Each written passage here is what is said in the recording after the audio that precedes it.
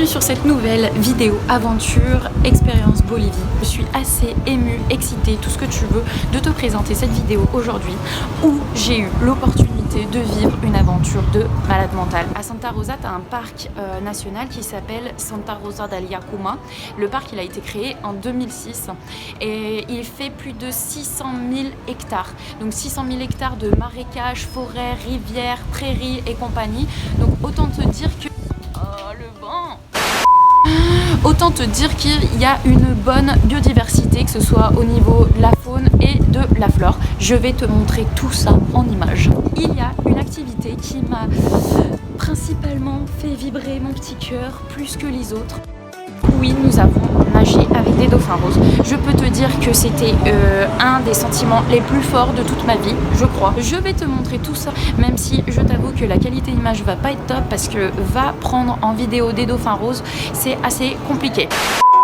Bref, le jour numéro 1, nous avons rencontré notre guide touristique qui s'appelait Bismarck, donc directement au cœur de la réserve. On l'a rencontré sur place où il y avait déjà en fait pas mal de barques amarrées. Première impression, plutôt pas mal parce qu'on arrive, il y a déjà des caïmans qui dormaient sur la rive d'en face. Donc je peux te dire que ça mettait un peu en confiance et tu commençais à te dire que tu n'allais pas seulement voir des buissons bouger et des moustiques planer autour de toi, quoi. On a commencé notre tour en bateau qui a duré quand même 3 heures et en fait j'ai clairement pas vu le temps passer parce qu'il y avait des espèces super diverses, super variées de partout, de tous les côtés. L'animal principal, je dirais que c'est le caïman quand même. Donc tu vas avoir deux sortes de caïmans, tu as le lagator et le caïman noir. Donc le caïman noir qui est un petit peu plus agressif.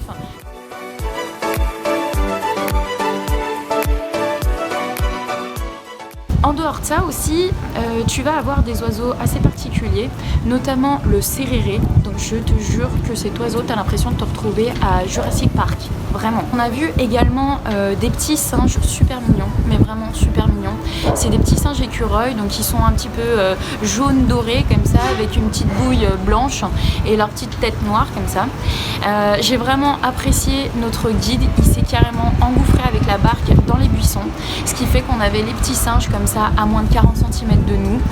Ça m'a vraiment tenté de tendre la main comme ça, mais je me suis dit que non, parce que tu sais jamais quand même ce qui peut se passer. En bouille étrange particulière, tu peux également trouver des capybaras. Donc le capybara, c'est le plus gros rongeur qui existe au monde. Donc clairement, tu vois les ressemblances que tu y veux. Pour moi, je trouve que ça ressemble un petit peu à un mélange de gros rats, mélanger un castor dans le corps d'un petit cheval miniature.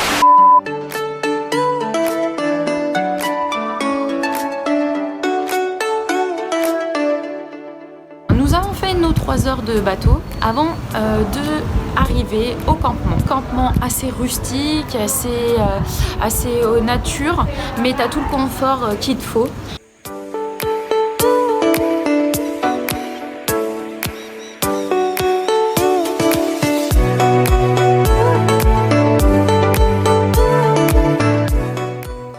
Bien noir. On a repris la barque et en fait le plan c'était d'observer les yeux rouges des alligators. Après ça on est rentré et on a dormi assez tôt, surtout que t'as pas l'électricité au campement, donc t'as pas grand chose à faire à part dormir, quoi. Jour numéro 2, nous nous sommes levés assez tôt, sur le coup des 6 heures, pour aller observer le lever de soleil dans la pampa. On est retourné au campement et on a enfilé notre plus belle outfit ever. On a mis des bottes et des tenues assez confortables et le plan c'était d'aller à la chasse aux anacondas. On a eu un petit briefing de Bismarck qui nous a un petit peu expliqué les règles de sécurité, les choses comme ça, quels étaient les serpents qu'on pouvait trouver dans la pampa. Donc comme tu peux le voir, tout le monde n'était pas très rassuré à l'idée de voir des anacondas.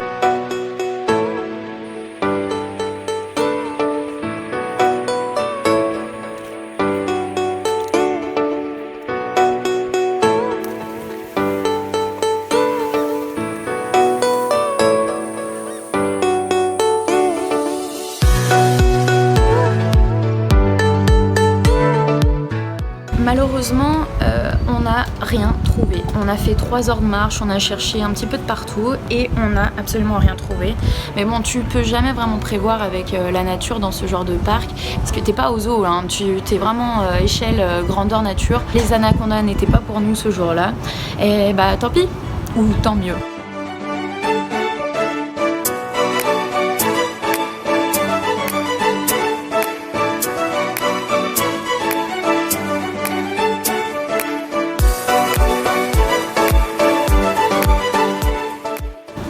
Donc le plan de l'après-midi normalement c'était d'aller pêcher des piranhas. On était donc en bateau et on s'est senti un petit peu comme entouré. Il y avait une espèce de présence, on savait pas trop ce que c'était.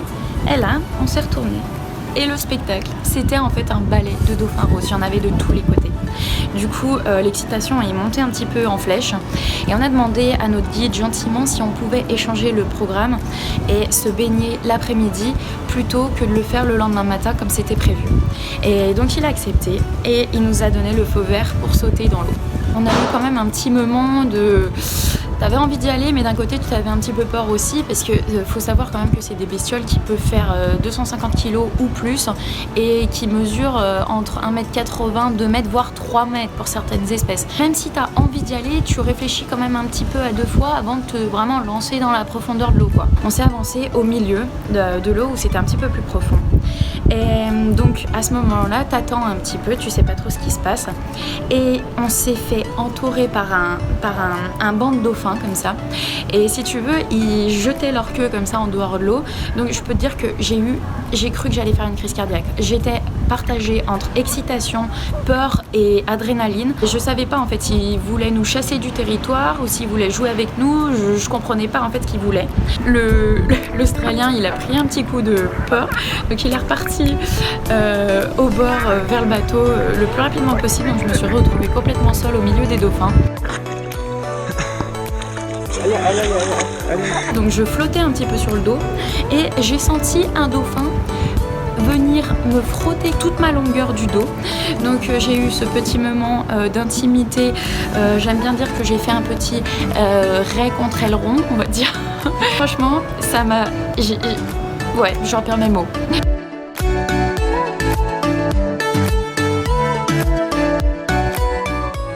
Après ce moment de bonheur à nager avec les dauphins roses, on est retourné voir le coucher de soleil au même point que la veille.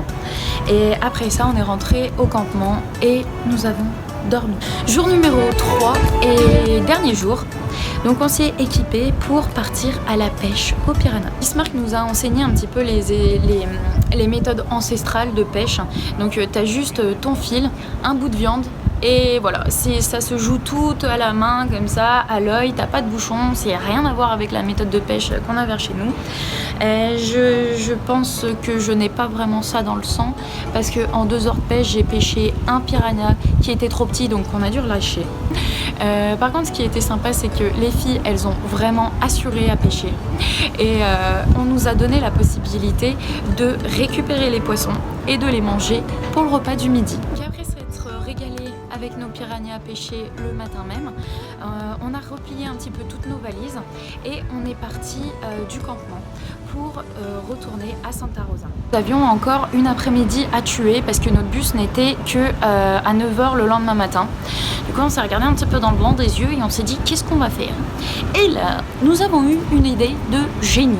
Nous avions envie de monter à cheval, donc on a essayé de demander un petit peu comme ça au culot, moins de 2 personnes. On s'est retrouvés dans un ranch, donc à Santa Rosa, sur des chevaux, et en fait on a dû rentrer les vaches et les taureaux le soir. C'était la meilleure des choses à faire pour terminer ce voyage en beauté. Le dernier moment aventure du voyage, ça a été quand on a dû reprendre le bus. On avait acheté nos tickets la veille et le jour même, on nous a dit gentiment, sans stress, que clairement il n'y avait plus de place dans le bus et qu'il fallait qu'on aille soit dans la soute ou soit dans la cabine du chauffeur. On s'est retrouvés dans le lit du chauffeur pendant les 9 heures de route. Donc ça peut paraître un peu bizarre, mais au final c'était mieux parce que c'était une couchette. Donc on avait de quoi s'étendre, dormir. Il était super sympa en plus parce qu'il nous proposait à boire tranquille. Donc je dois t'avouer qu'on avait super chaud avec le moteur. Mais bon, c'était la seule option pour rentrer à Riberalta.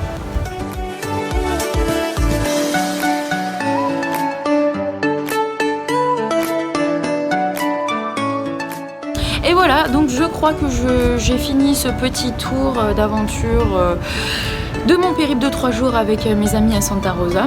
Donc j'espère que ça t'a plu.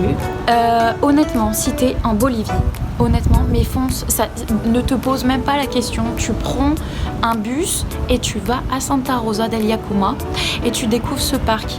Tu vas kiffer autant que moi j'ai kiffé. Tu vas pouvoir nager avec des dauphins roses, voir des tas et des tas d'animaux qui sont en liberté, qui sont protégés, qui sont heureux d'être en vie. Et voilà.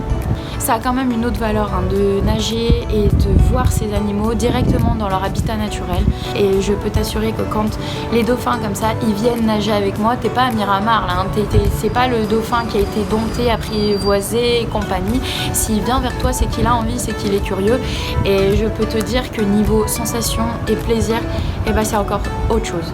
Je pense que c'était le mot de la fin. Je te dis à bientôt pour de nouvelles aventures en Bolivie. Bisous!